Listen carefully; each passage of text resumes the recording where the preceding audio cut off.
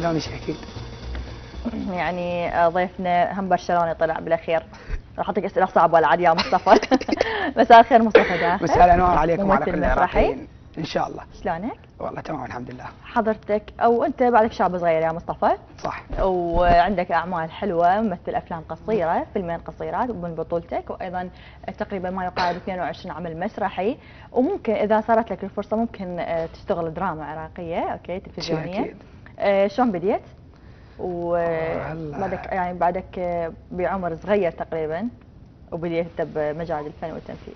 بداياتي كبدايات فنان يعني دخلت المراكز الشبابيه منتدى شباب حي نصر، كان له دور كبير بصنع الشباب المثقف كفنان وكاعلامي وكغيره من الوسائل. دخلت في الوسط الفني سنه 2010، يعني صار لي 5 سنوات. انت مواليد 99؟ ايه 1999، قبل 5 سنوات. ايش قد عمرك؟ كان 7 سنين؟ 8 سنين شيء يعني؟ ما ذكر. اوكي، قبل 5 سنين دخلت لهذا المجال. تفضل. دخلت 11 سنة عمرك. ايه اول ما اشتغلت فيلم بداياتي. نعم. وجاد. نعم. كان من اخراج الكبير والرائع كمال عباس، تحياتي اليه. تمثيل يحيى فريد ومنتظر الشواك ومرتضى باسم وسجاد العراقي، تحياتنا لهم. هذا اول عمل تقوم به؟ هذا اول عمل فيلم. كان لي. شنو كان عنوان الفيلم؟ كان من بطولتك؟ اي. شنو كان عنوان الفيلم وشنو اليتيم. كان؟ اليتيم، وانت كنت اليتيم. اي. اوكي. زين، شلون شفت التجربه، وهاي التجربه هي اللي شجعتك انه تستمر بالعمل؟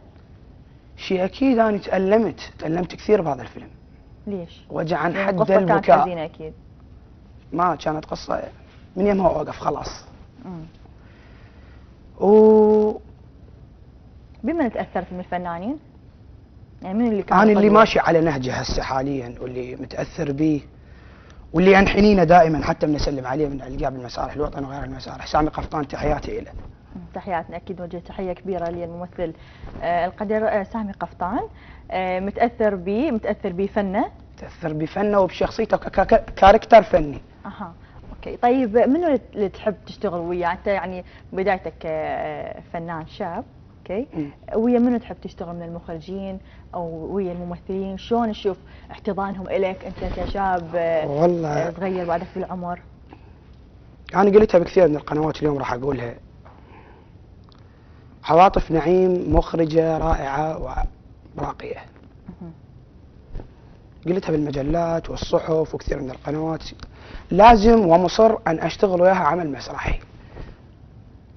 مو افتخارا بنفسي لكن بنوعها الاخراجي، بفكرها الاخراجيه. ما اعرف ارتاح لما اشتغل وياها. انا ما اشتغل وياها لكن بس تتمنى تشتغل وياها. صح.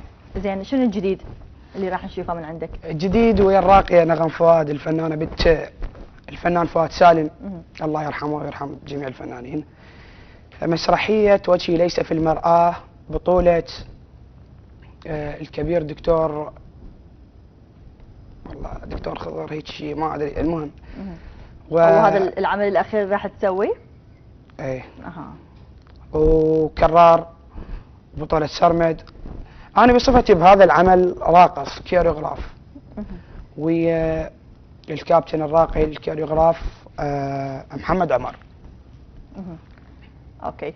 اني اتمنى انه نشوف هذا العمل، اوكي، ان شاء الله، وتتالق به ان شاء الله. ان شاء الله يا رب. ونشوفك حتى بالدراما العراقيه، وان شاء الله انه السينما العراقيه تتطور ايضا حتى تكون انت نجم لامع بها. اوكي، ان شاء الله ان شاء الله. شكرا لك يا مصطفى، نورتنا. الله يخليك. مشاهدينا فاصل ونرجع لكم.